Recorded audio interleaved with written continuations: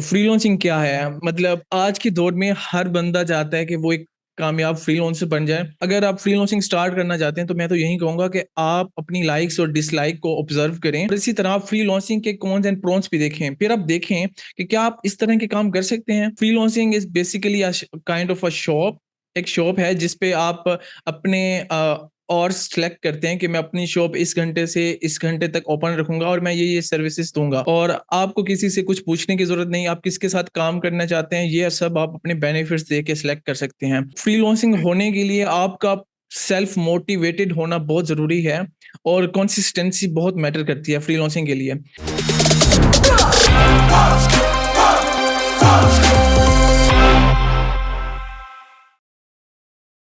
मेरा नाम हैदर सफ़दर है। बेसिकली मैं 2020 में ग्रेजुएट हुआ था और उसके बाद हम अ, हम सबको एक मसला जो दरपेश होता है वो यही है कि हमने लेक्चर्स लिए होते हैं, हमने लैब्स अटेंड की होती हैं। हम मतलब जो मेन मसला पाकिस्तान में हम सबको होता है वो है लिमिटेड जॉब अपॉर्च्युनिटीज़। जब मैं 2020 में ग्रेजुएट हुआ था तो सबसे ज़्यादा जो मुझे मसला दरपेश था वो यही था कि जब भी किसी कंपनी में जाते तो इंटर्नशिप भी मुश्किल से मिलती थी, वो भी अनपेड। और उस दौरान क्योंकि एक नॉलेज था, क्योंकि मैं मैट्रिक से ही मुझे शौक था, जब मैं छोटा था तब से ही मैं ब्लॉगिंग करता था और मैं मैट्रिक में ही एक अर्निंग स्टार्ट कर दी थी, जिससे मैं मतलब लोकल ब्रांड्स के एड्स लगाता था अपनी साइट्स पे और अर्निंग करता था। और लेकिन 4-5 साल का गैप आया एफएससी की वजह से और यूनिवर्सिटी की वजह से।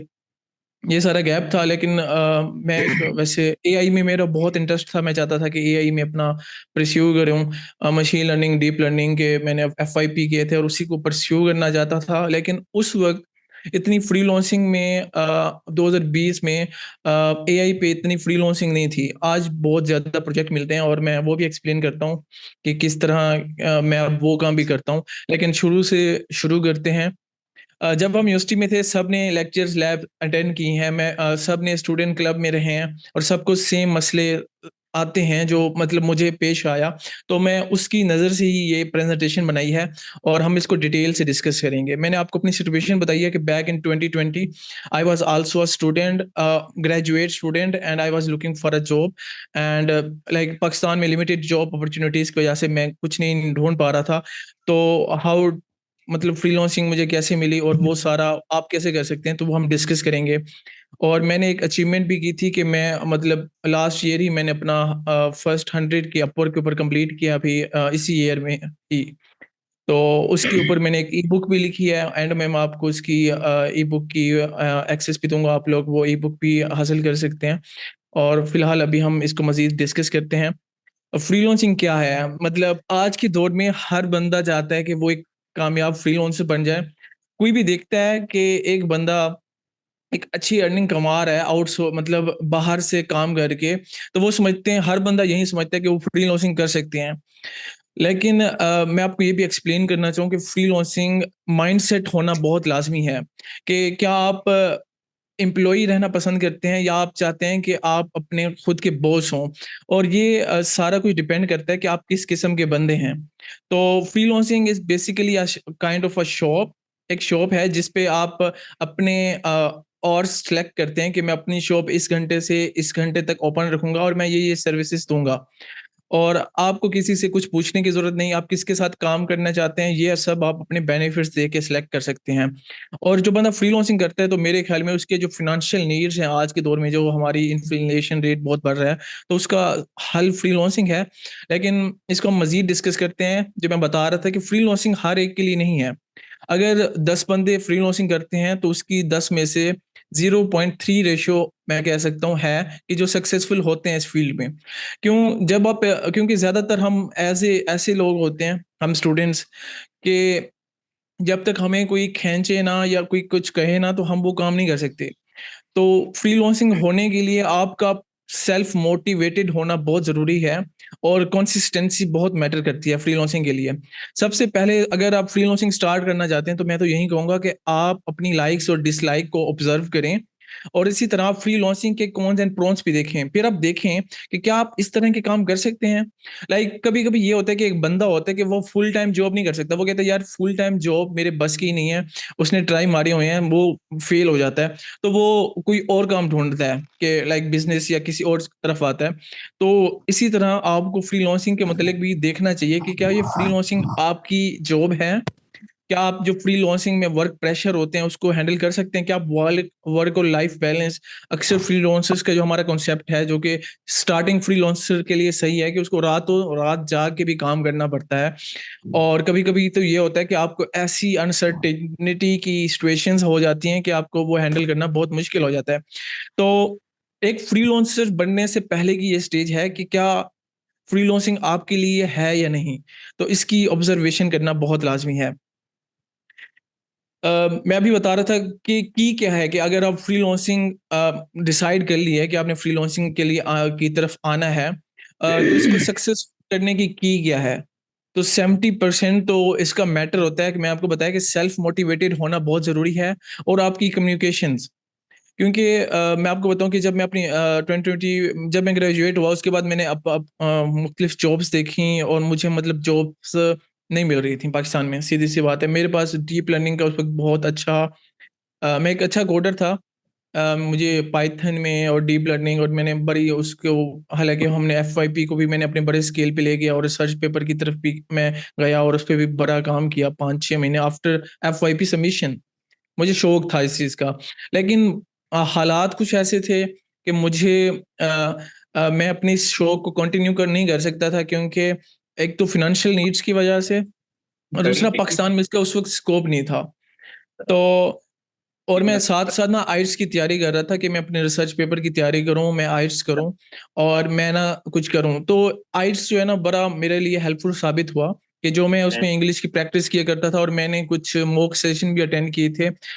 रावलपिंडी में उस वक़्त रावलपिंडी के कुछ मतलब अकेडमीज़ थी जो मतलब मेरे ख्याल में कोई 1000 या 1500 लेते थे और मतलब जैसे आइल्स होता है हूबहू वैसे वो एक मॉक टेस्ट लिया करते थे, तो वो भी काफ़ी अटेम्प्ट किए हुए थे। तो बेसिकली मैं बता रहा था कम्युनिकेशंस एंड कंसिस्टेंसी ये बहुत इम्पोर्टेंट पार्ट हैं कि क्योंकि आपने क्लाइंट की नीड समझनी है, उसके लिए कम्युनिकेशन बहुत ज़रूरी है।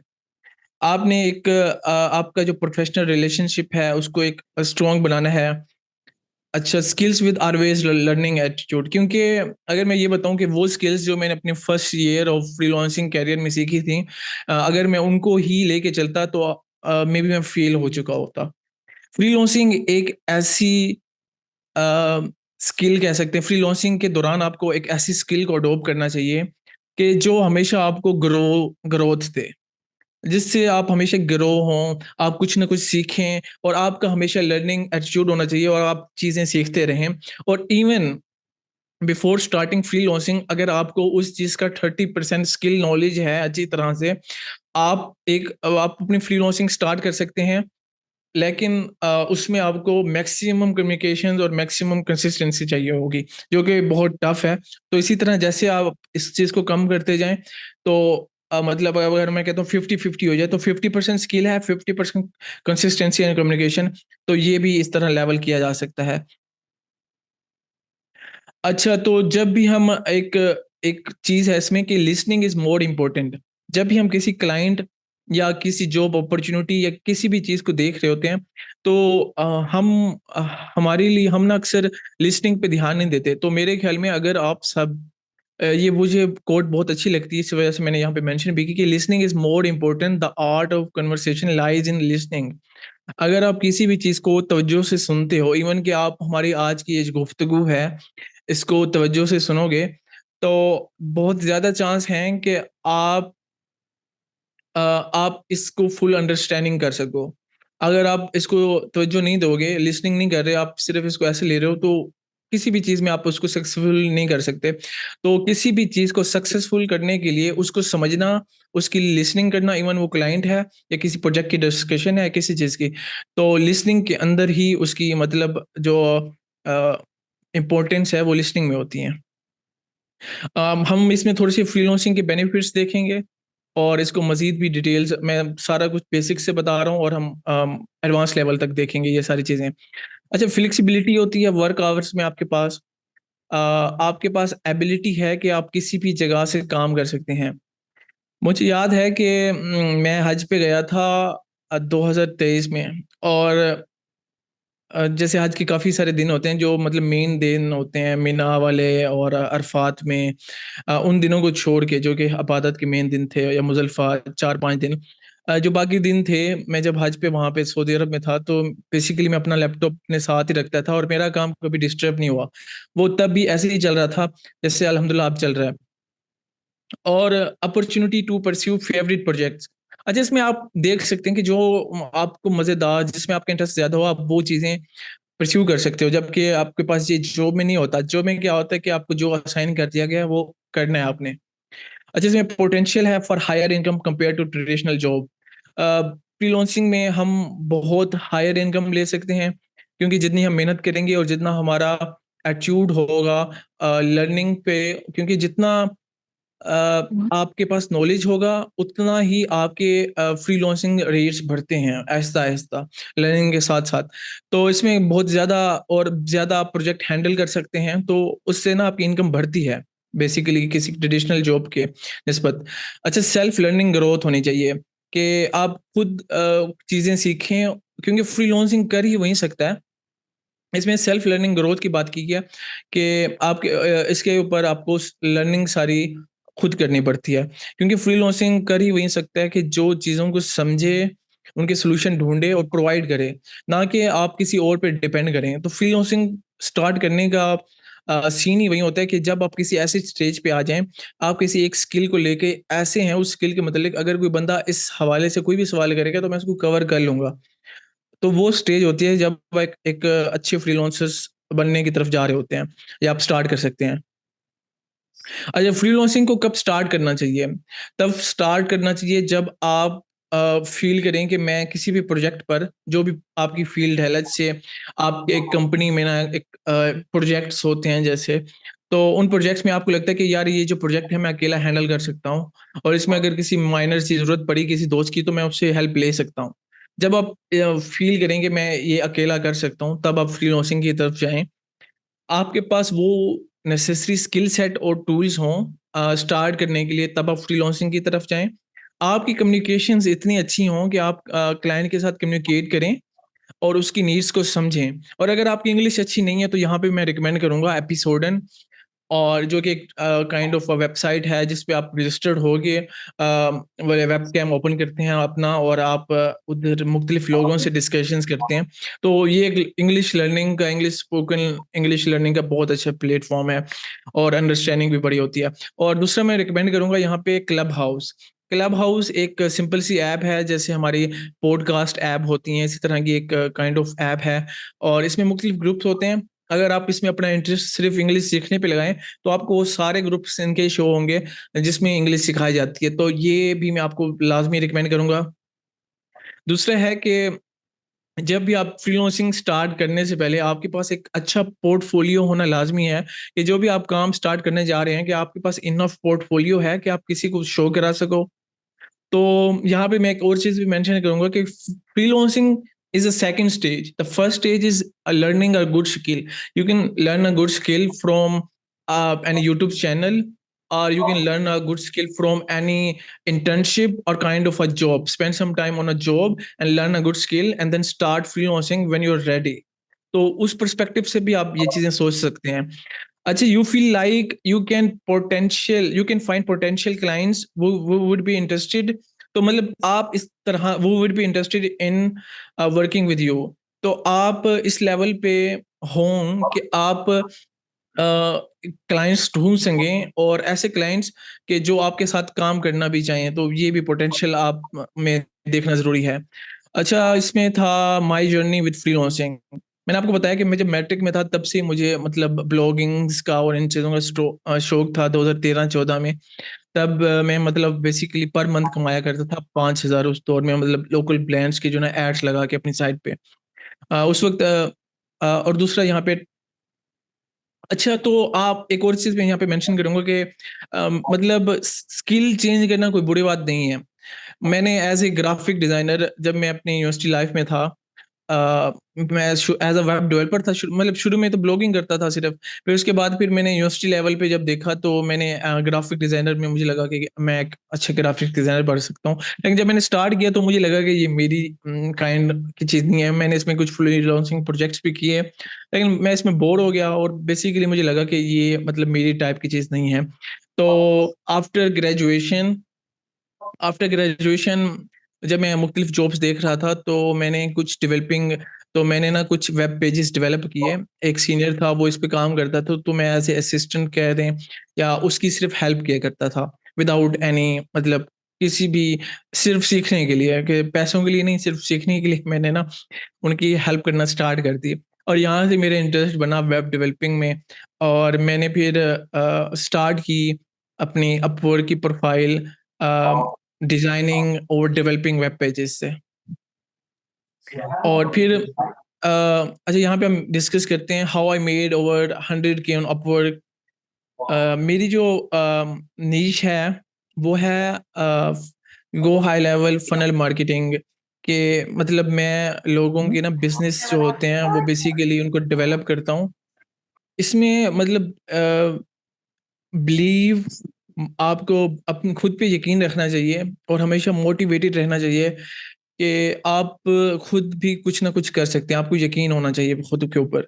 आपको मल्टीटास्किंग करना आनी चाहिए कि आप मल्टीटास्क कर सकें, आप मल्टीपल जो टास्क होते हैं, क्योंकि फ्रीलांसिंग में आपको मुख्तलिफ चीज़ें देखनी होती हैं, और इवन अगर आपको कोई चीज़ समझ नहीं आ रही होती तो आपको उसका भी सॉल्यूशन खुद ही ढूँढ के फाइनलाइज़ करना होता है। Freelancing is about how you think. If you believe you can solve any problem for your clients, you will do great in freelancing. In freelancing, you do everything yourself. Like आप freelancing में सारी चीज़ें ना खुद कर रहे होते हैं, मतलब आप पैसे अपने खुद हैंडल कर रहे हैं।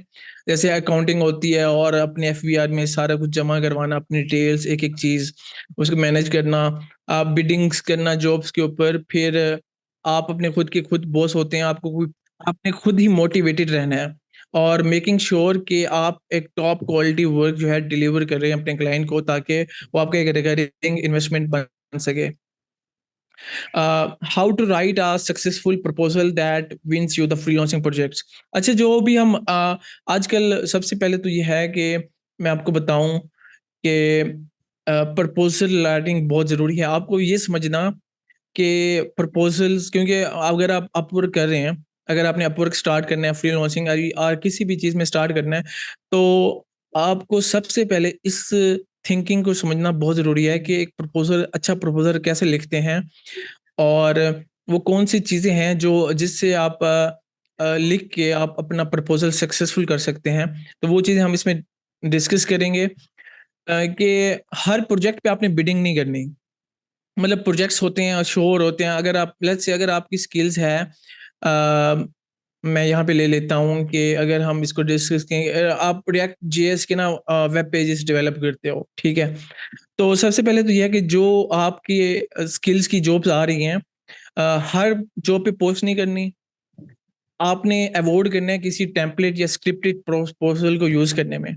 आपने मतलब सबसे पहले उस जॉब को एनालाइज़ करना है और उसका एक कस्टम प्रपोज़ल लिखना है कि किस तरह का एक अच्छा उस प्रोजेक्ट को समझना है, और फिर उसको जो आपको समझ आता है वो लाइन्स उसमें लिखो, कस्टम प्रपोज़ल बनाओ और फिर वो सबमिट करो। और दूसरा ये होता है कि आपने अंडरबिड या ओवरबिड नहीं करनी। आपने मतलब अगर किसी ने कहा हुआ है कि $300 फॉर दिस वेब पेज, तो आपने $300 ही मेंशन आप कर सकते हैं, लेकिन उसको आप 500, 600 ना लिखो, या उसको आप ये ना कहो कि मैं $30 में करके दूँगा। तो बेसिकली जो आपको फेयर प्राइस लग रही होती है ना, अगर आपको 300 का पेज 2 250 में समझ आ रहा है, आप कहोगे ये मैं कर सकता हूँ, तो आप तब मेंशन करो कि हाँ यार, ये जो है ना मैं कर सकता हूँ और इस पैसों में। लेकिन उसको बहुत ज़्यादा अंडरबिड ना कर दो या बहुत ज़्यादा ओवरबिड ना करो किसी भी जो आप प्रपोज़ल सबमिट करा रहे हो। और टाइम फ्रेम जो होता है ना, उसमें आपने टाइम फ्रेम भी मेंशन करेंगे, तो ये वो चीज़ें हम सीख रहे हैं कि जिससे ना आप एक अच्छा प्रपोज़ल क्लोज़ कर सकें और आपको रिस्पॉन्स आए। तो आप उसमें ना टाइम फ्रेम को भी चूज़ करें कि यार ये इतना टाइम है कि मैं इस प्रोजेक्ट को कंप्लीट कर लूँगा। तो वो बहुत ज़्यादा लंबा टाइम नहीं होना चाहिए और बहुत ज़्यादा कम टाइम भी नहीं होना चाहिए। जो आप एक अच्छा टाइम हो वो मेंशन करें, ठीक है? और जब भी और क्लाइंट के ना जो फीडबैक्स हैं वो रिसीव करते रहें। जब भी क्लाइंट फीडबैक दें, क्योंकि आप शुरू में जब एक अपवर्क आईडी है होती है, मैं आपको बताऊँ, तो आप उसमें ये ना देखो कि यार ये बहुत खपती बंदा है। अक्सर होता है ऐसे कि खपती लोग आते हैं, वो आपको एक छोटी-छोटी चीज़ों पे इतना तंग करते हैं। लेकिन आप उनको काइंड ऑफ इन्वेस्टमेंट भी समझ सकते हो कि उससे अगर आप इस खपती को भी डील कर लो और इसकी जो जितनी भी फीडबैक्स हैं उनको कवर कर लो, तो यही क्लाइंट काइंड ऑफ आपकी इन्वेस्टमेंट भी है कि मे बी फ्यूचर में वो और प्रोजेक्ट दे दे। अगर आप प्रोजेक्ट नहीं भी लेना चाहते, लेकिन वो अच्छा रिव्यू तो आप उससे ले सकते हैं। और एक अच्छा रिव्यू ही आपकी एक काइंड ऑफ इन्वेस्टमेंट होती है जो दूसरे क्लाइंट को मुतासिर करती है कि हाँ भाई, इसने ना औरों के साथ भी काम किए हुए हैं। और जब भी आप अपना एक प्रपोज़ल लिखें तो उस प्रपोज़ल को प्रूफ रीड करना मत भूलें। अच्छा, सबसे पहले अब हम मज़ीद प्रपोज़ल की तरफ आएँगे कि सबसे पहले आप जब भी प्रोजेक्ट प्रपोज़ल पे रिप्लाई कर रहे हैं, सबसे पहले तो आप उसकी अंडरस्टैंडिंग करें, प्रोजेक्ट को समझें। उसके बाद आप क्लाइंट की जो रिक्वायरमेंट है उसको उसमें एड्रेस करें, उसके जो सॉल्यूशंस हैं, रिकमेंडेड सॉल्यूशन आपको लगता है, या अगर आपको लगता है कि कोई सवाल ऐसा है जो मुझे उससे पूछना चाहिए, तो आप वो भी उसमें मेंशन करें। प्रोजेक्ट की फीस वगैरह जो है आप वो भी उससे मेंशन करें, और आपने जो उसी प्रोजेक्ट के रिलेटेड जो पास्ट वर्क किए हुए हैं वो भी उसी प्रपोज़ल के अंदर मेंशन करें। और अगर कोई सवाल आ रहा है जैसे कि मैंने ऊपर भी बताया, तो वो सवाल भी आप उससे पूछ सकते हैं। अच्छा, यहाँ पे हम डिस्कस करेंगे कि माय बुक रिकमेंडेशंस।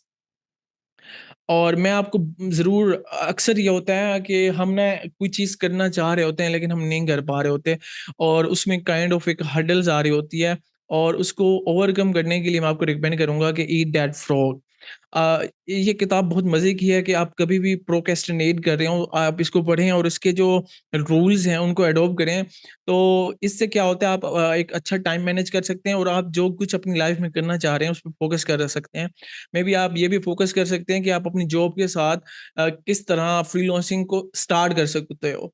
तो इसको भी आप रीड करके, इसको समझ के डिटेल से और इसको अप्लाई करके अपनी लाइफ़ में अच्छे से, तो ये भी आप कर सकते हो इसको ओवरकम।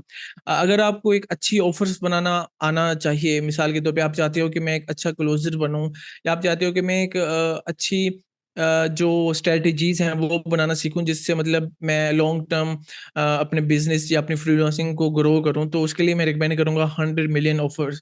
और एंड में मैं रिकमेंड करना चाहूँगा the magic of big thinking, क्योंकि आपको हमेशा अच्छा सोचना चाहिए, क्योंकि जब आप अच्छा और बड़ा सोचते हो, तो जो भी आप सोचते हो वो बेसिकली आपके थिंकिंग जो है वो आपकी प्रैक्टिकल लाइफ में आता है, और आपकी थिंकिंग आहिस्ता-आहिस्ता आपके जो आप प्रैक्टिकली स्टेप्स ले रहे होते हो उसमें मैटर कर रहा होता है।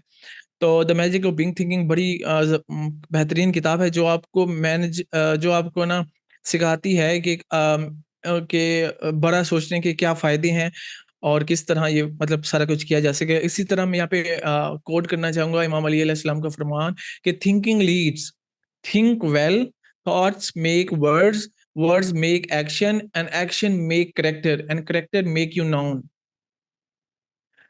अच्छा, तो नंबर्स क्या कहते हैं बेसिकली?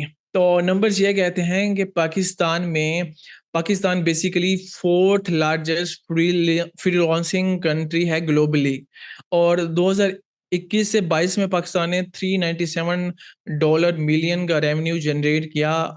मतलब जो इसके फ्रीलांसर्स हैं और वो सारी कंपनीज़ जो बाहर से काम लेती हैं और पाकिस्तान में लोगों से करवाती हैं, तो उन्होंने मतलब इतना पाकिस्तान को पोटेंशियल दिया है। और यहाँ मज़े की बात मैं ये करना चाहूँगा कि 2025 तक ये एस्टिमेट लगाया जाता है कि पाकिस्तान की जो फ्रीलांसर्स हैं, वो $1.5 बिलियन अर्न करेंगे इंडस्ट्री का। और दूसरा जो है वो ये है कि पेनीर और अपवर्क का एक सर्वे हुआ था, उसके जो उनके पास डेटाबेस होते हैं उन्होंने उसको यूज़ किया, और उसके मुताबिक उन्होंने मतलब एक लिस्ट बनाई कि वुमेन्स जो हैं वो कितनी ज़्यादा फ्रीलांसिंग करती हैं हर कंट्री के बेसिस पे। तो पाकिस्तान बाकी कंट्री की जो ग्लोबल एवरेज थी वो थी 35%, लेकिन पाकिस्तान में 47% एवरेज है बाकी कंट्रीज़ की निस्बत, कि 47% ज़्यादा वुमेन्स जो है ना वो फ्रीलांसिंग की तरफ आती हैं पाकिस्तान में। और अगर हम इसको मतलब ब्रेक डाउन करें तो 40% जो फ्रीलांसर होते हैं ओवरऑल पाकिस्तान में, वो हैं पंजाब से होते हैं और 29% जो रेशियो है वो है केपीके की, 14% बलूचिस्तान में है और 10% नहीं 10% बलूचिस्तान में, केपीके में 14% और सिंध में 29% है। और इसी तरह आज़ाद कश्मीर में जो है 5.3 परसेंटेज है फ्रीलांसर्स की। और सबसे ज़्यादा मैक्सिमम जो ये बिग सिटीज़ हैं हमारी, कराची, लाहौर, इस्लामाबाद और रावलपिंडी में 88% जो हैं लोग फ्रीलांसिंग करते हैं, मतलब यहाँ रहते हैं ज़्यादातर, यहाँ से रेवेन्यू हमारा जनरेट होता है। और फ्रीलांसिंग मतलब ज़्यादा पॉपुलर क्यों हो रही है? क्यों लोग इसकी तरफ मुतवज्जह हो रहे हैं? आप देखें हर बंदा, मतलब ये एक हॉट टॉपिक बन चुका है। अगर मैं ये बात 2019 में कर रहा होता, 2018 में, तो लोग इतना इंटरेस्ट नहीं लेते। लेकिन आज ये एक पॉपुलर टॉपिक बन चुका है और हॉट टॉपिक है। हर बंदा इसको डिस्कस करना चाहता है और इसको अडॉप्ट करना चाहता है। इसी तरह शुरू में मैंने डिफाइन भी किया था कि हर बंदे के बस में नहीं होता फ्रीलांसिंग करना, या हर बंदे के बस में नहीं होता कि फुल टाइम जॉब करना। तो ये आपके ऊपर डिपेंड होता है कि आप इन चीज़ों को आप अपना सेल्फ एनालिसिस कैसे करते हो और आपके अंदर इस तरह की एबिलिटी है या नहीं, ये आप खुद देखोगे स्टार्ट करने से पहले। और क्योंकि अब चीज़ें चेंज हो रही हैं, टेक्नोलॉजी में न्यू रोल्स आए हैं, वेब डेवलपर्स के, ऐप डेवलपर्स के, social media marketer, search engine optimisations, consultants, user experience designer, इस तरह एयरबीएनबी होस्ट हो गए, इंस्टाग्राम इन्फ्लुएंसर्स या यूट्यूब जो हमारे स्टार्स होते हैं।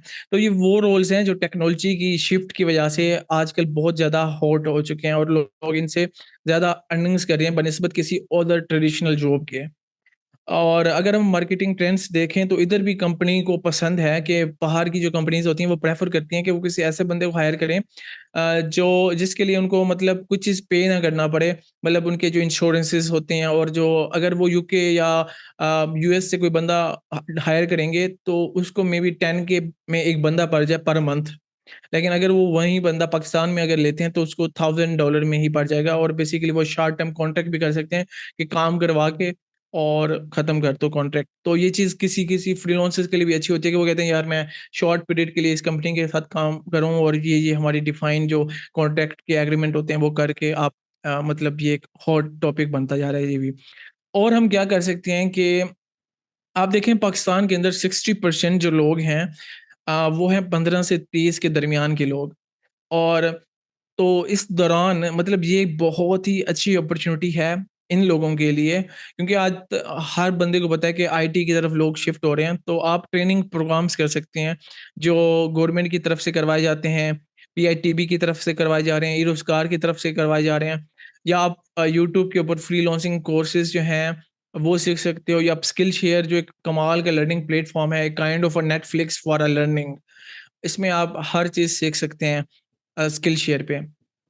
और अगर आप काइंड ऑफ ऐसे बंदे हैं कि जो किसी दूसरी शिफ्ट में हैं या किसी दूसरी फील्ड में हैं और आप फ्रीलांसिंग की तरफ आना चाहते हैं, तो मैं यहाँ पे ये आपसे बात करूँगा कि आप ये 3 जो बेसिक्स फील्ड हैं, यहाँ से स्टार्ट कर सकते हैं।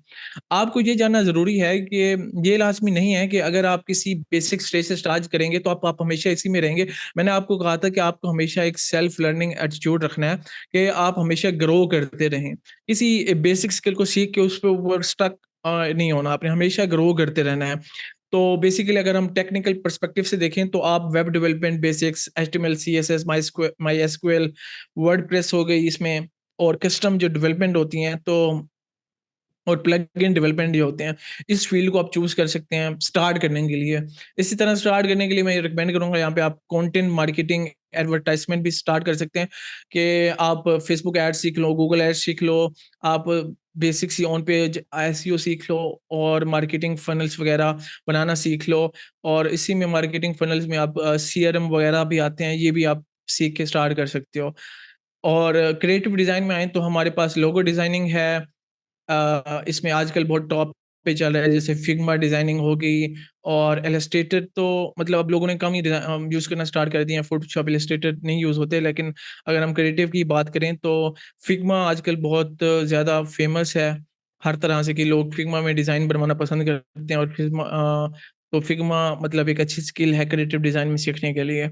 और इसी तरह कंटेंट और एडवर्टाइज़मेंट भी मैं आपको रिकमेंड करूँगा कि बेसिक एसईओ आप go high level click funnel से स्टार्ट कर सकते हैं, जो कि आजकल जिनकी बहुत ज़्यादा जॉब्स हैं। मार्केट में। और इसी तरह आप इसमें गूगल एड्स और फेसबुक एड्स से कि अपना कैरियर परस्यू स्टार्ट कर सकते हैं। और सेम इन टेक्निकल में ये जो चीज़ें मेंशन की थी यही हैं।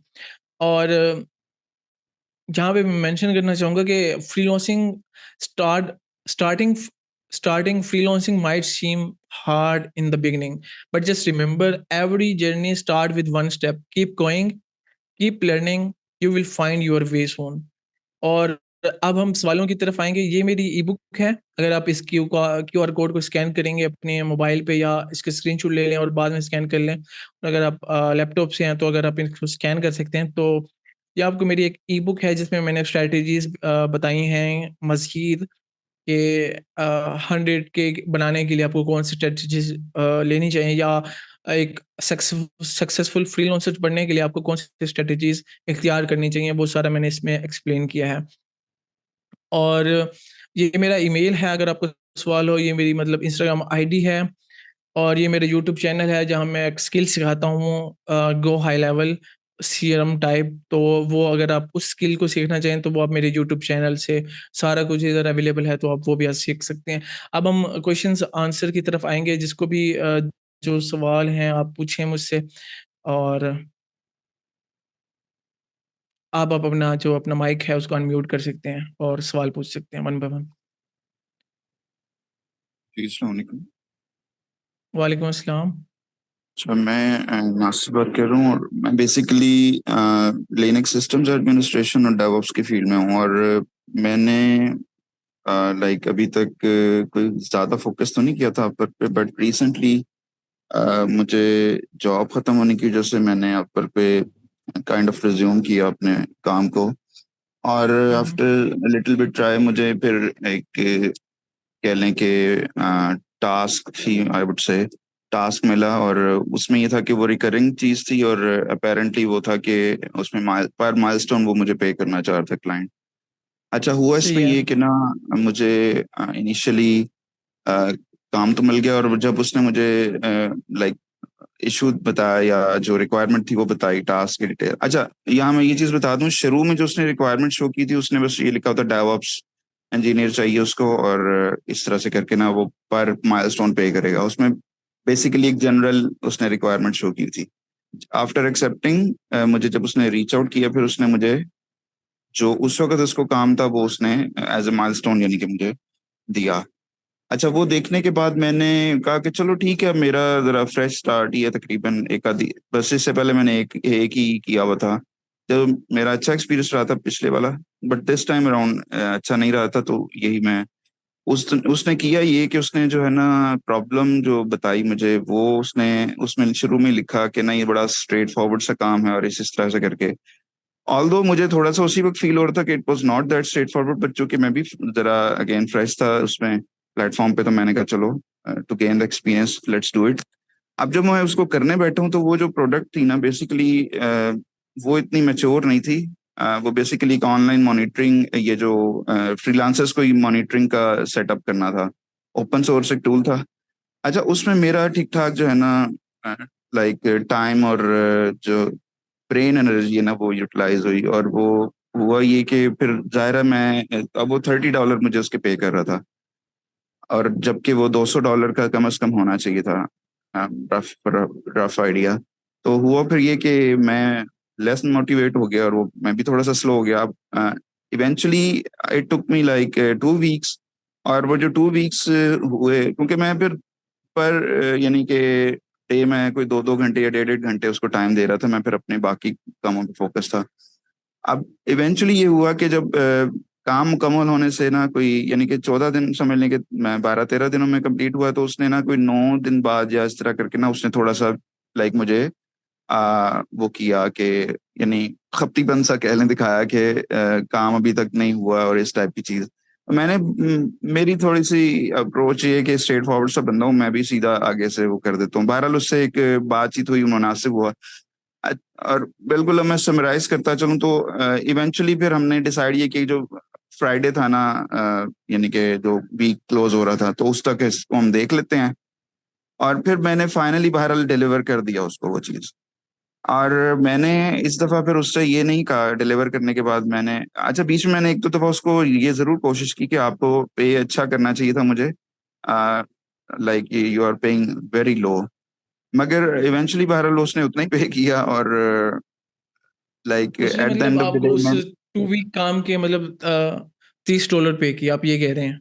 Basically 2 week in a sense के मेरे तकरीबन 18 से 20 घंटे कहने लगे थे उस काम पे। और उस प्रोजेक्ट, ठीक है, उस प्रोजेक्ट के आपने $30 लिया, आप ये कह रहे हैं? हाँ, $30, क्योंकि इनिशियली वो एग्री हो गया था ना। मैंने इस दौरान ग्रुप्स वगैरह में भी देखा कि क्या करना चाहिए। मैं दरमियान में इवन मैं पुल बैक करने लगा था, बट लोगों ने अब यही आपका सजेस्ट किया यहाँ पे था कि सवाल क्या है, 15 बेसिक बेसिक सवाल क्या है आपकी मेरा सिचुएशन सवाल का? ये है कि सवाल इवेंचुअली करें, कोई सवाल करें ताकि लोग उसको समझे। जी जी, बताएं। सवाल नहीं, बैकग्राउंड भी बताना जरूरी था ना। सवाल ये है कि उसने फिर इवेंचुअली ना मुझे like bad rating the in terms of जो मेरी ओके। अवेलेबिलिटी के ऊपर और हम्म। मेरी जो डिलीवरी टाइम के ऊपर। तो मेरी लाइक पिछला तो मेरा 5 स्टार था, इस दफा मुझे 3.6 समथिंग उसने वो किया। अब पूछना मैं ये चाह रहा हूँ लाइक कि इसका कुछ सोल्यूशन है? इसके बाद मैं तो नहीं, फुल्ली क्योंकि डीमोटिवेट आप, हूँ। और ठीक है, मैं आपको बता रहा हूँ, एक एक रिव्यू आने से कोई मसला नहीं है, मतलब अगर आ भी गया है तो ये मैटर नहीं करता। और बेसिकली एक प्रोजेक्ट के, और पहले तो ये है, अगर कोई ऐसी सिचुएशन आ जाए जिस पे आपको लगे कि आपके यार 10 15 19 घंटे लगेंगे आपको यहाँ पे, अगर आप उसको डील नहीं कर पा रहे तो आप ना ओनली की तरफ आ जाएं। आप उसे कहें कि मुझे ओनली अपवर्क कॉन्ट्रैक्ट दो और आप अपनी ट्रैकिंग करो और पर आवर कर लो। बेसिक जो डेवऑप की में भी स्टार्ट होनी चाहिए वो 10 से 20 तो लाजमी होनी चाहिए, $10 से 20। और फॉर स्टार्टिंग जब आप एक प्रो हो जाते हैं फ्री लॉन्सिंग इंडस्ट्री में, तब तो आप 50 भी ले सकते हैं। तो $50 पर आवर की बात कर रहा हूँ। और मतलब लोग नॉलेज के ऊपर पे करते हैं। मैं नॉर्मली मतलब $50 से 60 मतलब लोग मुझे इजीली पे करते हैं। सिर्फ उस पे कि जो मेरा नॉलेज है 3 से 4 साल का, तो मैं $60 पर आवर चार्ज करता हूँ। और इसी तरह मैं आपको बता रहा हूँ कि ऐसी सिचुएशन आ जाए तो आप ये करें कि आप पर आवर की तरफ आ जाएँ, कि आपको समझ नहीं आ रही। और अवेलेबिलिटी लाज़मी है, क्योंकि ब मैं आपको बताया कुछ लोग होते हैं खप्ती टाइप, उनको ना ऐसे डील करना पड़ता है। या अगर आप कम्युनिकेशंस के अंदर आपको फ़ील हो जाए कि यार ये खप्ती बंदा है और इससे मैं अपनी प्रोफ़ाइल ख़राब करूँगा, तो आप उसको रहने दें, आप उसको लें ही ना, आप नेक्स्ट ऑप्शन की तरफ चलें। और अगली बात ये मैं आपको कहूँगा कि आपको एक बैड रिव्यू आया है, कोई भी मसला नहीं है। जब आप टॉप रेटेड हो जाएँगे तो अपवर्क आपको अलाउ करेगा। टॉप रेटेड बेसिकली बंदा फर्स्ट $1000 करने के बाद भी हो जाता है। तो जब आप टॉप रेटेड हो जाएँगे तो अपवर्क आपको अलाउ करेगा कि आप अपना एक रिव्यू जो है ना डिलीट करवा लें, तो आप वो रिव्यू डिलीट करवा सकते हैं। इसी तरह हर 3 महीने के बाद अपवर्क आपको अलाउ करता है कि अपना कोई बैड रिव्यू है तो उसको रिमूव करवाओ, तो आप करा सकते हैं। तो इसकी तरफ आपको डिसहार्ड होने की ज़रूरत नहीं है, आप मोटिवेटेड रहें और ज़्यादा से ज़्यादा प्रोजेक्ट करने की कोशिश करें। ओके, नेक्स्ट बस भाई का मेरा कोई यही था सवाल है जिसके तो? बाद उसमें हुआ ये कि मैंने इवेंचुअली फिर बिल्कुल ही छोड़ ही दिया उसको। मैंने वहां नहीं, से नहीं, पुल छोड़ना बैक। नहीं चाहिए, ये गलत है, ये तो आप गलत कर रहे हैं। उसको आप फ़ोकस करें और दोबारा मतलब ज़्यादा टाइम लगा के उसको दोबारा स्टार्ट करें और काम करें। क्योंकि जो अपने बिज़नेस और अपनी फ्रीलांसिंग में आप करियर बना सकते हैं, वो मेरा नहीं ख्याल आप किसी और चीज़ में बना सकते हैं। सही है। जी सफदर भाई, बहुत शुक्रिया। अगर आपका भी बहुत शुक्रिया। मैं दोस्तों से गुजारिश करूंगा कि जरा प्रिसाइजली बात करें ताकि मैक्सिमम दोस्त इससे इस्तेफादा करें। तो अस्सलाम काइंडली किसी का सवाल है तो करें। जी सलाम अलैकुम। सवाल। क्वेश्चन ये है सर कि मैंने कुछ सर्टिफिकेशंस तो किए हैं कोर्सेरा से भी और गूगल एड्स की, गूगल की स्किल शॉप से भी की हैं। तकरीबन 1 साल से मैं कर रहा हूँ। अभी मैंने एसईओ के भी प्रोजेक्ट पे सारी की है ट्रेनिंग ना, ब्लॉगिंग की और इससे इतनी डांड लाख का कोर्स था।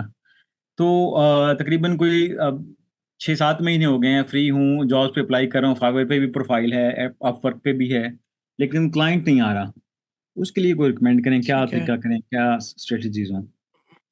पहला तरीका तो ये है कि आप अपने फाइवर पे ना प्रोजेक्ट लेना की उम्मीद ख़त्म कर दें। क्योंकि वो एक इसराइली कंपनी है, बस मैं नहीं लेता वहाँ से प्रोजेक्ट। आप भी मतलब वैसे मैं सबको रिकमेंड करूँगा कि फाइवर से प्रोजेक्ट ना लें, जो आपका रिज़्क है आपको मिलेगा, और कोशिश करेंगे अपवर्क से ले लें। अम, मतलब कम से कम वो हमारी जो सानी साहब का फ़तवा है उसके मुताबिक तो हम फाइवर से पे काम कर सकते हैं ना। और दूसरा ये था कि आपने कहा कि आपकी स्किल है गूगल एड्स, तो मैं रिकमेंड भी आपको अपवर्क करूँगा और आप अपवर्क पे जाएँ और अपनी एक अच्छी-सी अपनी प्रोफ़ाइल अपडेट करें अपवर्क के ऊपर। और क्या आपने कभी आज तक गूगल एड्स पे काम किया है? मतलब आप कह रहे हैं कि आपने अ, किया है मतलब सीखा है, क्या आपने कभी प्रैक्टिकल काम भी किया है कोई? जी, बिल्कुल किया है। मतलब कहाँ पे किया है? पाकिस्तान में किया है, कैसे किया है, क्या प्रोजेक्ट है तो मुझे उसका कोई नहीं बताएँ? मिला, लेकिन मैंने जो अपने दोस्तों के 1-2 फैमिलीज़ में जैसे एड्स चलाई हैं, 1-2 जिनकी उनकी आउटलेट्स थी, तो उनकी वेब डिज़ाइन करके उसको रैंक भी किया है और उनकी एड्स भी चलाई हैं। गूगल पे भी, मेटा एड्स भी। तो तो जो भी आपने काम किया उसका एक पोर्टफोलियो सेट करो और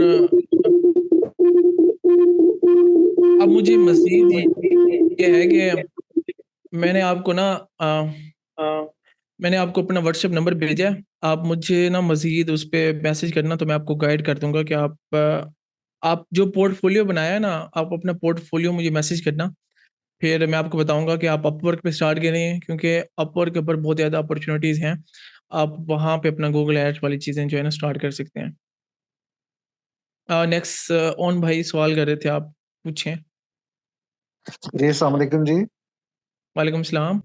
जी सर, मैंने वो लिंक्डइन पे भी आपको रिक्वेस्ट भेजी थी। तो मैं मतलब आपको यूनिवर्सिटी का सीनियर हूँ यूटी टेक्सला का। तो बड़ा मैं इम्प्रेस हुआ था आपकी जो है ना प्रोफाइल से और माशाल्लाह आपकी जर्नी से। तो मैं अच्छा, इलेक्ट्रिकल अच्छा। इंजीनियर हूँ और मैं मतलब एक पावर प्लांट इंचार्ज भी हूँ, लेकिन इन्फ्लेशन इधर इतना हो गया है, तो मतलब आई एम गेटिंग अराउंड 160, लेकिन गुजारा नहीं होता इसमें। 160 आपको पता है कि कोई चीज नहीं है। तो हाँ, अब बिल्कुल थोड़ा सा सही मुझे है। आप गाइड करें, because it's a long time, I have 16 years of experience, but still I have great यानी कि लर्निंग डिजायर। तो मतलब मैं तो बिल्कुल ही तो पाइथन का भी मैंने एक ना ऑनलाइन चल रहा था, तो पाइथन लैंग्वेज दोबारा मैंने सीखी उसके लिए, डेटा एनालिसिस के लिए, लेकिन 1 साल तक भी थोड़ा बहुत करता रहा। लेकिन वो जिसको कहते हैं ना कि जब तक कोई शायद प्रैक्टिकल प्रोजेक्ट नहीं मिलता, आप उस तरीके से वो इन्वॉल्व नहीं हो सकते लाइब्रेरीज में। तो थोड़ा सा आपसे गाइडेंस लेनी थी कि किधर जाया जाए, मतलब ये समझ नहीं आती कि आपकी भी आपकी मतलब। कम्युनिकेशन कैसी है? सर कम्युनिकेशन मेरी बहुत अच्छी है, मैंने मतलब अभी रिसेंटली पीटी किया, 83 आउट ऑफ इंग्लिश में 90 भी मेरे आए हैं। तो कोई इशू हाँ, नहीं ये है, बहुत इंग्लिश अच्छे में हैं। कोई इशू नहीं है जी। तो आप ना ऐसा करें कि आप ऐसी स्किल सीखें लाइक मैं आपको यहाँ पे रिकमेंड करूँगा क्योंकि एड्स वाली स्किल भी बहुत अच्छी है, एसईओ भी अच्छी है और अगर आप यहाँ पे मतलब अगर आपकी कम्युनिकेशन अच्छी है तो आप यहाँ पे मतलब सीआरएम्स का काम भी स्टार्ट कर सकते हैं। गो हाई लेवल आप सीख सकते हैं, आप क्लिक फनल्स सीख सकते हैं, आप वर्डप्रेस भी सीख के स्टार्ट कर सकते हैं। तो मैं तो यही रिकमेंड करूँगा कि आप इनकी तरफ आएँ और ये वाली चीज़ें सीखें। और अगर कम्युनिकेशन अच्छी है तो आप कम टाइम में और उम्मीद है मुझे आपकी लर्निंग अच्छी होगी अगर आप इसको सीखना स्टार्ट करेंगे तो। आप बेसिकली मेरे जो यूट्यूब चैनल है आप वहाँ से भी जी जी। ये चीज़ सीख सकते हैं, मैं अभी मेंशन कर देता हूँ यहाँ पे। तो वहाँ पे भी मैंने एक स्किल सिखाई हुई है, तो इस स्किल में ये है कि अगर आपकी कम्युनिकेशन अच्छी है, तो आपकी ग्रो करने के ना चांस बहुत ज़्यादा हैं और आप जल्दी ग्रो कर सकते हैं। मैं 1 मिनट इधर चैट में ना शेयर कर देता हूँ और बाकी किसी के सवाल हैं तो वो पूछें। मैंने शेयर कर दिया वो। अस्सलाम वालेकुम थैंक सर। यू। वालेकुम सलाम अली। क्या हाल है सर? अल्हम्दुलिल्लाह आप बताएँ, सवाल पूछें आप अपना। सर मैं चाह रहा हूँ कि जरा थोड़ा सा ना प्रैक्टिकली काम भी है, फ्रीलांसिंग का करता रहूँ, मतलब थोड़ा सा थोड़ा थोड़ा ना साथ प्रैक्टिकली भी कुछ कर लूँ।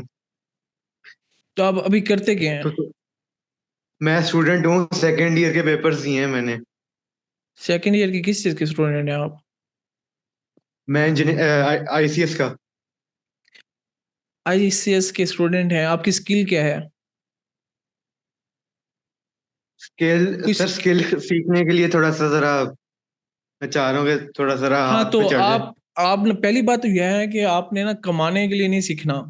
कि अगर आप इस तरह सीखोगे कि मैं कोई शॉर्टकट हो और मैं फ्रीलांसिंग स्टार्ट कर दूँ, तो ये बहुत मुश्किल हो जाता है कि आप किसी चीज़ को ना सीख पाओ। क्योंकि आप में वो इंटरेस्ट नहीं है कि क्योंकि जब आप किसी लर्निंग में आते हो ना, आपको बर्दाश्त भी करना है, आपको सब्र भी करना है, आपको कंसिस्टेंसी और मोटिवेटेड भी रहना है। तो मैं यहाँ पे रिकमेंड करूँगा आपकी कि आपकी स्किल्स देखें। वैसे मैंने एक वर्कशॉप्स कराई थी, 1 मिनट में वो भी यहाँ पे मैं सबके साथ शेयर कर देता हूँ।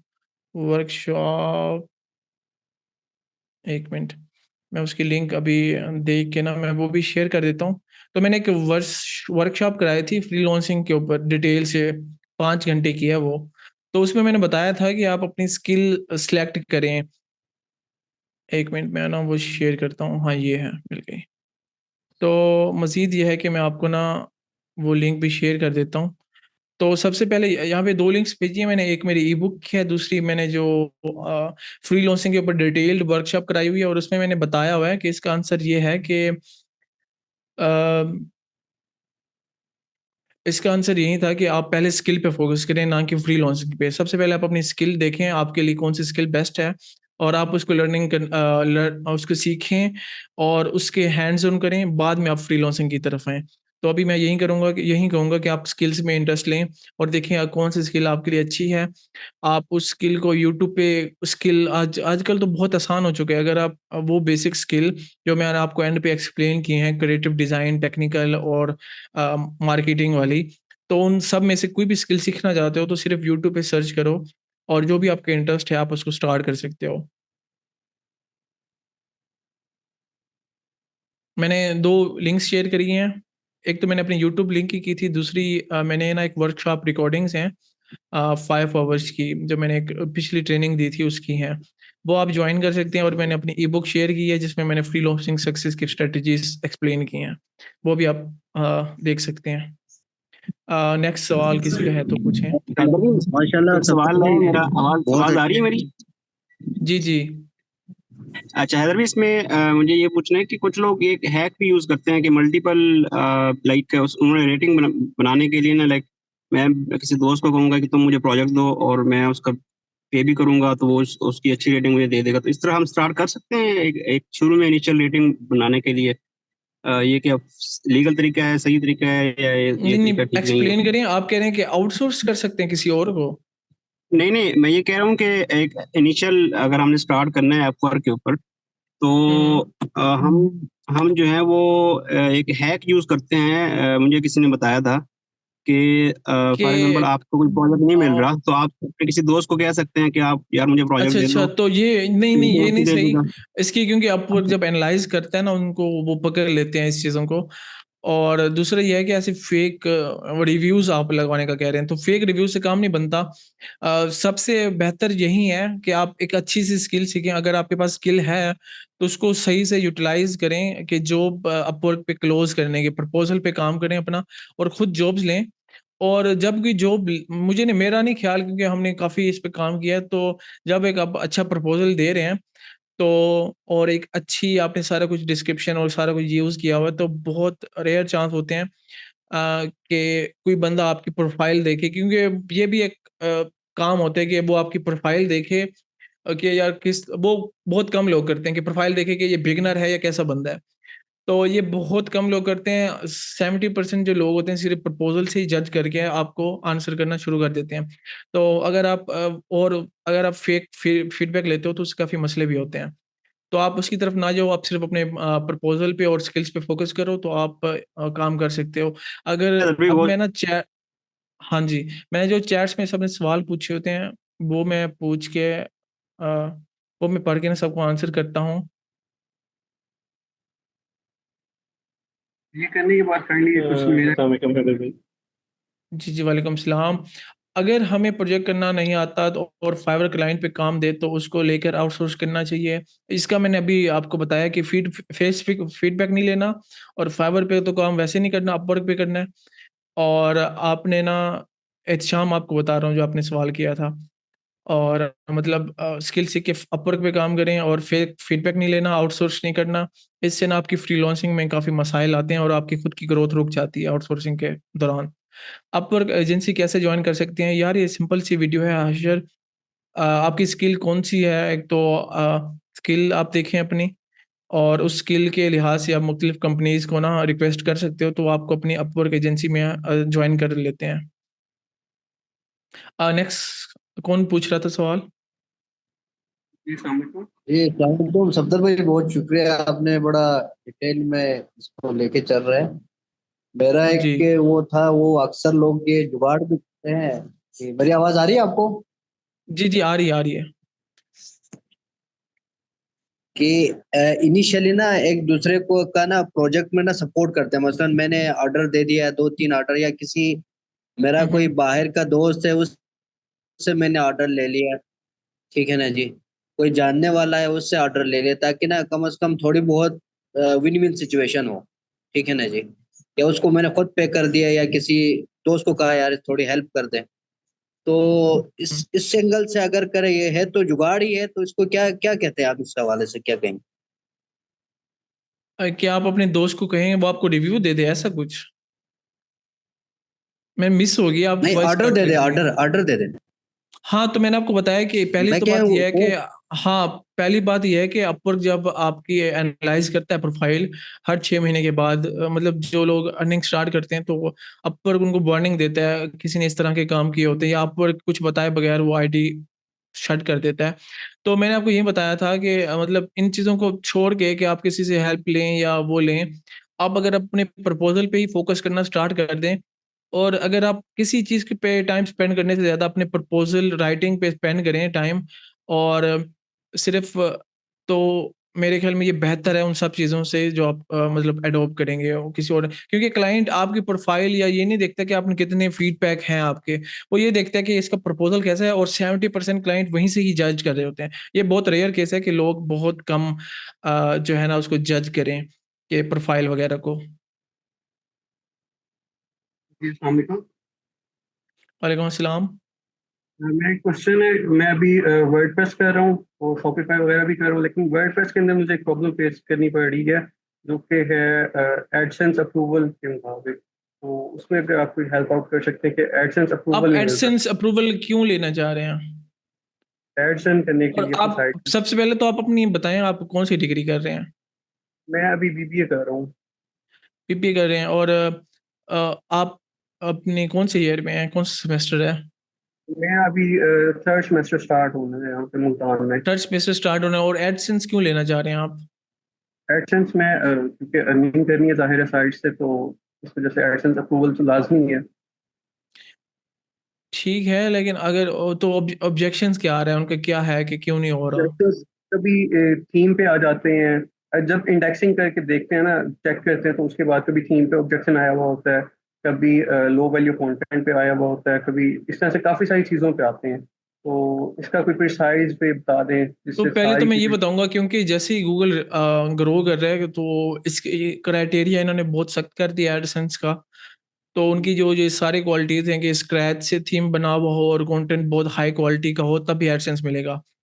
तो मैं आपको ये रिकमेंड करूँगा, बानिस्बत एडसेंस पे टाइम वेस्ट करने के आपको मूव करना चाहिए और कुछ और सीखना चाहिए। मैं तो ये रिकमेंड करूँगा, क्योंकि मुझे पता है कि एडसेंस आज के दौर में ना बहुत खपतीपन हो चुका है, और जो पुराने गुरु हैं वो ही इस पे काम कर पा रहे हैं, और जो न्यू लोग हैं उनको बहुत टाइम लगाने की ज़रूरत है, और इतनी खास अर्निंग भी नहीं है।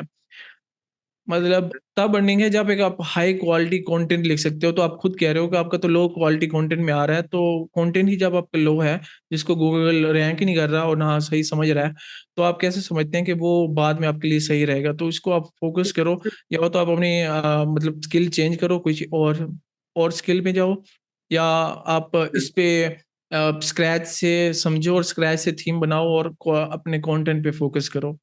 तो तभी ये अपने आप के इश्यू खत्म होंगे। और जैसे-जैसे ये एडसेंस का मसला है, क्योंकि बहुत से लोग इस पे आ चुके हैं, तो गूगल के जो इसके एग्रीमेंट्स और रूल्स हैं, वो बहुत डिटेल्ड हैं। तो इसको या तो आप उन सबको पढ़ो और सीखो, एक-एक रूल को समझो कि इनका ये चीज़ें क्या हैं, और उनको खुद समझना स्टार्ट करो। जब आप उसको समझ लोगे, तो तब आपके लिए एडसेंस अप्रूव कराना का मसला नहीं होगा। ये सारी चीज़ें हैं टाइम स्पेंड करने की, कि आप अपने शौक को कितना टाइम देते हो। मोइज़ भाई, अपवर्क प्रोफाइल को पावरफुल या अट्रैक्टिव कैसे कर सकते हैं? Any tags, codes about this? मैंने आपको बताया कि मेरी एक ई-बुक है, उसमें मैंने डिटेल से स्ट्रैटेजीज़ डिस्कस की हुई हैं, लेकिन यहाँ पे जो मैं सिंपल बताऊँगा, और एजेंसी का भी बता दें कि कैसे जॉइन कर सकते हैं, मेरी स्किल्स आर्किटेक्चर डिज़ाइन है। फर्स्ट आपने ये करना है मोइज़, कि आपने ना अपवर्क पे वो एजेंसीज़ ढूँढनी है जो आर्किटेक्चर डिज़ाइन्स की हैं। आपने उनको नॉर्मली अपवर्क पे पिंग करना है, अगर अपवर्क अलाउ नहीं कर रहा तो आपने उनको लिंक्डइन पे पिंग करना है, और उनको कहना है कि मेरी स्ट्रक्चर डिज़ाइनिंग की स्किल है, और मैं आपकी एजेंसी के अंडर ऐड होना चाहता हूँ, आपके पास कभी भी एक्स्ट्रा प्रोजेक्ट हो, आप मुझे असाइन कर सकते हो आप मुझे अपने अपवर्क प्रोफाइल में ऐड कर सकते हो और आप उनको शो कराओ कि आप उनके साथ काम करोगे और आप ये लर्निंग पर्सपेक्टिव से कर रहे हो और आप उनको मतलब शो कराओ कि हम आपको जॉइन करने से उनकी टीम को क्या फ़ायदा होगा। तो ये चीज़ें हैं आप अपनी जो और पावरफुल कैसे कर सकते हैं? पावरफुल सिर्फ़ जो आपने करना है, वो आप कर सकते हो कि पावरफुल प्रपोज़ल लिख के क्योंकि प्रोफ़ाइल ख़ास नहीं मैटर करती, आपकी सिर्फ़ प्रोफ़ाइल 100% होनी चाहिए ताकि अपवर्क उसको शो करा सके। और दूसरा जो सबसे मेन होता है वो आप प्रपोज़ल मैंने आपको बताया कि 70% मैटर प्रपोज़ल का होता है, ना कि प्रोफ़ाइल का। इवन कि as a top rated plus freelancer जब मैं खुद भी कोई प्रपोज़ल का रिप्लाई कर रहा होता हूँ या बिडिंग कर रहा होता हूँ, तो मुझे इस चीज़ का अंदाज़ा है कि अगर मैं स्क्रिप्टेड दूँगा तो उसका जवाब नहीं आएगा, लेकिन जब मैं खुद कस्टमाइज़ प्रपोज़ल का आंसर दूँगा तो उसकी रेशियो बहुत हाई होती है। अ, अपवर्क स्टार भी पूछ रहे हैं अपवर्क में मोस्टली मुझे टेलीग्राम पे काम करने की डिमांड करते हैं, तो वो फेक होता है, टेलीग्राम पे नहीं जाना और यही है कि वो तो तब भी आपको टेलीग्राम पे पिंग करेंगे कि जब जब वो खुद आपको पिंग कर रहे हैं, तो अगर आप किसी को प्रपोज़ल लिख रहे हैं और कोई सीरियस क्लाइंट है, तो वो आपको टेलीग्राम का नहीं कहेंगे। और दूसरा जब भी आप कोई जॉब देख रहे हो तो अपवर्क के ऊपर तो उसपे देखो कि क्या वो क्लाइंट वेरिफाइड है जिसको आप प्रपोज़ल लिख रहे हो, बिफोर वेस्टिंग योर टाइम। अगर मतलब वेस्ट ना करो, इससे अच्छा कि अगर आप टाइम लगा रहे हो किसी चीज़ पे तो उसको वेरीफाई करो कि ये क्लाइंट अच्छा है, इसने इतने प्रोजेक्ट्स पहले कराए हुए हैं, तो इसको अब बंदे की ज़रूरत है, ये चीज़ें सारी। नेक्स्ट सवाल अगला सवाल पूछें। जी सफदर भाई, ये लास्ट एक सवाल आप ले लें क्योंकि अब 1 घंटे का टाइम था, अभी ऊपर हो गए। आपने हाँ जी, हाँ जी। बड़ा बिल्कुल, बिल्कुल। बेहतरीन अंदाज में दिया मुझे है पता ही जवाब। नहीं चला 1 घंटा हो गया है। मैं बस चाह रहा था हाँ कि तो जितने भी सवाल हैं दोस्तों के, इसके अलावा ये भी है कि जो सबके हमारा मैं ना जवाब देता हूँ। फ्रीलांसिंग ग्रुप भी है, तो वो भी दोस्त ज्वाइन करे, उसमें भी हाँ, तो आप बैठे उसी हुए में हैं सवाल तो पूछ सकते हैं, उसी में मैं जब टाइम होगा मैं सबके आंसर कर दूँगा। जी आप उसको रिप्लाई करें, तो इसको थोड़ा वाइंड अप की तरफ बिल्कुल। ले जाएं तो अच्छा होगा। हाँ ठीक है जी, ना हाँ जी? जी, ठीक है। शुक्रिया। हाँ जी, हाँ जी, शुजात भाई आपने मैसेज किया है। आप स्किल सीखें, मैंने आपको बताया है कि अगर आप लाइफ़ में स्टक हैं और आप कुछ सीखना चाह रहे हैं, तो मैंने यहाँ पे आपको शुरू में सबको बताया था कि मेरी जो बुक रिकमेंडेशन थी, आप समझते हैं कि आप एक चीज़ पे स्टक हो चुके हो, आप एक ऐसी सिचुएशन से हो जिससे आप बाहर आना चाहते हो लेकिन नहीं आ पा रहे। तो मेरे पास यहाँ पे पड़ी भी है ईट दैट फ्रॉग और मैं आप सबको रिकमेंड भी करूँगा कि उसमें उन्होंने सारी डिटेल से बताया है कि किस तरह आप ये रूल्स हैं इनको अप्लाई करके अपनी लाइफ में कैसे आप अपनी एक स्टक सिचुएशन से बाहर आ सकते हो। तो वो मैं रिकमेंड करूँगा। दूसरा मैं आप सबको कहूँगा कि जो भी सवाल हैं रिमेनिंग आप अपने व्हाट्सएप ग्रुप में जो सेंस पार्क है उसमें पूछें, मैं आपको रिप्लाई करूँगा। और तीसरा यही है कि स्किल्स की तरफ आएँ और मैंने आपको बताया था सारा कुछ फ्रीलांसिंग माइंडसेट होना बहुत ज़रूरी है, कि आपका माइंडसेट बहुत मैटर करता है, आपको फ्रीलांसिंग में सक्सेसफुल कराने के लिए। कि अगर आप समझते हो कि आप एक जॉब पर्सन हो, तो आपके लिए बहुत मुश्किल होगा और इस चीज़ को चेंज करने के लिए आप वो बुक्स जो मैंने रिकमेंड की हैं, वो सारी पढ़ सकते हो। Magic of big thinking, 100 million offers और प्रोक्रेस्टिनेशन के लिए जो ईट दैट फ्रॉग थी वो वाली। तो ये सब आपके लिए हेल्पफुल होंगी और इसी के साथ ये सेशन एंड करते हैं। If you find this video helpful, subscribe my channel now and like this video.